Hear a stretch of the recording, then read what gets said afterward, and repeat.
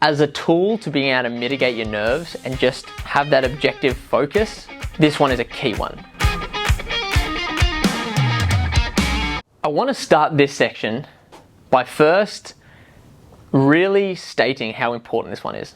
As a tool to being able to mitigate your nerves and just have that objective focus before you get on stage, when you're on stage, after you get off stage, this one is a key one.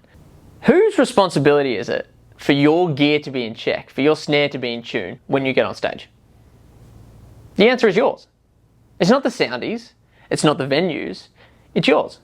Much like it's not your responsibility to make sure the PA is tuned, to make sure the bar has drinks, and to make sure the venue is set up ready to go before you start putting things on stage. It's not the venue's responsibility to make sure your snare's in tune and your MacBook's not flat. And this is where we get into the art of the troubleshoot. Being able to troubleshoot the following 3 areas is super important, and I've cut them into my top 3, which I think really encapsulate what you could be doing for yourself before and while you're on stage. Know your gear better than anyone else. It's only your responsibility to be aware of that. So know your gear better than anyone else. As a drummer, I feel like there's a bit of a divide. There's some drummers that know everything about everything. They know their setup, they know what to bring, they've got a spare of everything. And then you've got some that just sort of rock up and hope for the best. I feel like by and large, guitarists are pretty gearhead sort of vibey, and therefore they know everything. They know about their tone, they've got 47 pedals for the tuner, all those sorts of things. They're a bit more aware of that sort of stuff. So knowing your gear better than anyone else already right off the bat avoids so many issues. Being proactive is your best friend, and this is proactive tip essentially number 1. Always come prepared. Now, I alluded to this in the first one about knowing your gear and knowing how everything works and how to set it up, but bringing that extra stuff, having extra bits and bobs with you, spare batteries, extra cables, spare leads, making sure that you're prepared not only for the gear you have, which you know better than anyone else, but in case something breaks, in case someone else's thing breaks. How much of a hero are you when you say, oh, I've got an extra 3 guitar leads because I brought them? The amount of times I've had in my bag guitar leads and have helped a bass player or a guitar player because they didn't bring a guitar lead or something was forgotten, at the end of it, you just don't want to be the one that forgets. And if you're prepared or extra prepared with enough gear for yourself and about 3 mates, that's fantastic. So being prepared with the gear that you know better than anyone else, this is ultimate proactive preparation.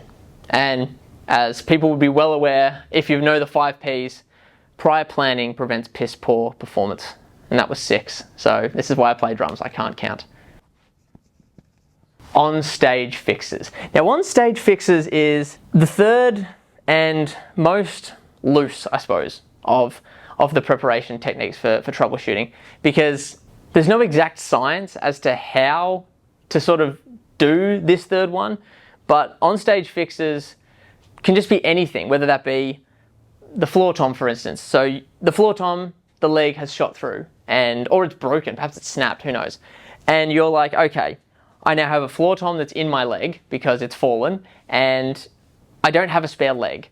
Not a problem, because I got my drumsticks on the floor tom. I'll put another stick in the floor tom. Now, you can't fix that at the time, and unless you have someone very fantastic that's helping you out and teching for you, or someone who's just watching in the crowd that knows how to get up and can help, you can't fix that at the time. But because you were knowing your gear better than anyone else, and because you were prepared enough to bring your drumsticks, you can now think of a way to fix this, do a bit of a half-assed sort of fixing scenario that just gets you by for the rest of the gig, or perhaps just after the song for the next song until someone can source you a better drum or another tom leg or whatever it may be. But then also you've got on-stage fixes that are more song-based, like the singer extends something but for a 5th bar rather than an 8th or a 12th. So suddenly we're counting in 5s and you've got to try and figure out how to loop it all back together. Your job as the drummer is to essentially hold it all together. And as the drummer, you also have the vantage point of the entire stage. You can see, no one is behind you. You can see everything that's happening in front. So utilize that to your advantage, whether that be you just noticed the guitar strap's broken and you want to make bedroom eyes to the person on the side of stage saying, yep, get the guitar ready for him. It's anything like that. But as the non-drummer, if there's any opportunity to maybe pad out time a little bit as the singer because you notice that that guitar thing happened or a string's broken and you got to figure out how to sort of mitigate that, it's about being open to being on the fly and knowing your stuff, being prepared enough, and also being comfortable enough on stage, which comes with experience, being comfortable enough on stage to sort of make a change on the fly.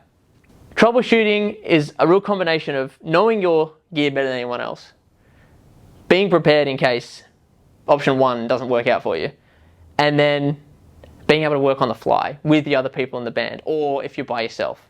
So by combining all these troubleshooting methods, you can walk in there with a confidence that goes outside the performance, but you can walk in with a confidence that says, if something was to break, something to go wrong, I got it covered.